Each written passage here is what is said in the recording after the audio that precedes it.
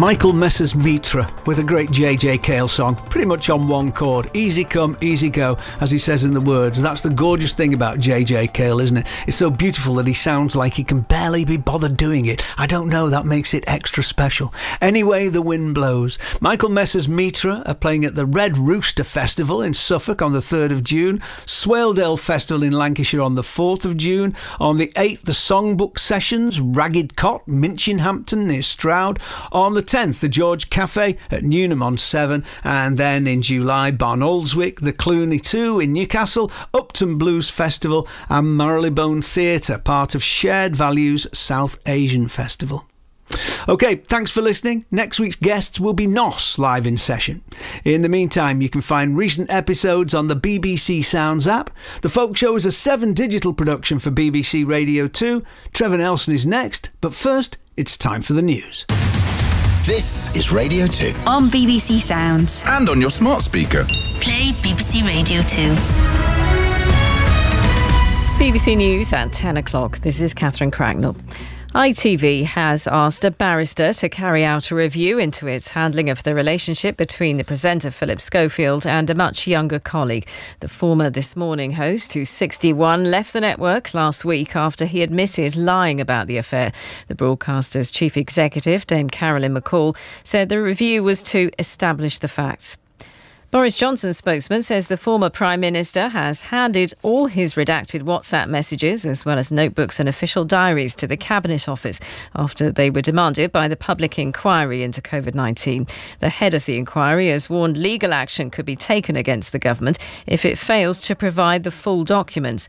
Our political correspondent Ione Wells says the Cabinet Office doesn't look like budging from its line that it doesn't need to hand over irrelevant material. There's been lots of kind of back and forth, but I think fundamentally the government's position still stands that they don't think it would be appropriate to hand some of this material over, which means that tomorrow, when the inquiry has set a deadline for them to do that, there could well be quite a big standoff, I think, between the inquiry and the government itself. Rail passengers have faced a day of disruption with many services cancelled and some companies running no trains at all because of strikes by drivers.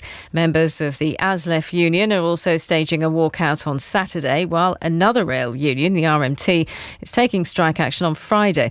The operations director of the Piano Works music venues in London, Tristram Moffat, says ongoing rail disruption for nearly a year has cost them almost £750,000. Nothing has hit us harder than the train strikes.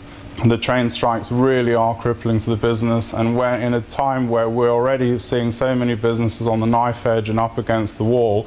We need a period of stability. Firefighters say huge wildfire, which began on the hills above Loch Ness on Sunday, is now under control. The blaze engulfed an area of more than 30 square miles, and the huge plume of smoke was visible from space in images taken by a NASA satellite.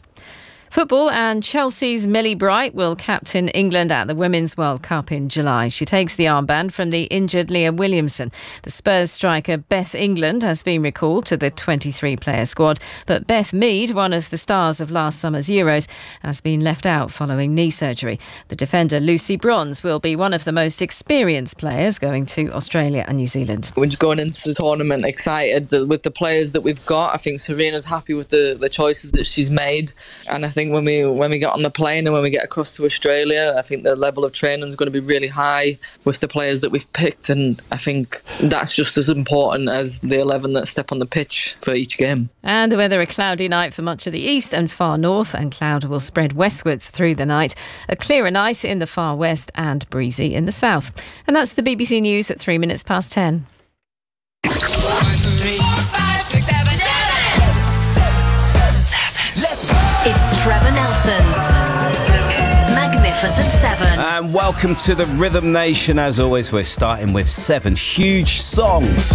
We call them the Magnificent 7. So sit back, kick back, relax, and if you're still working well, we got you for the next couple of hours.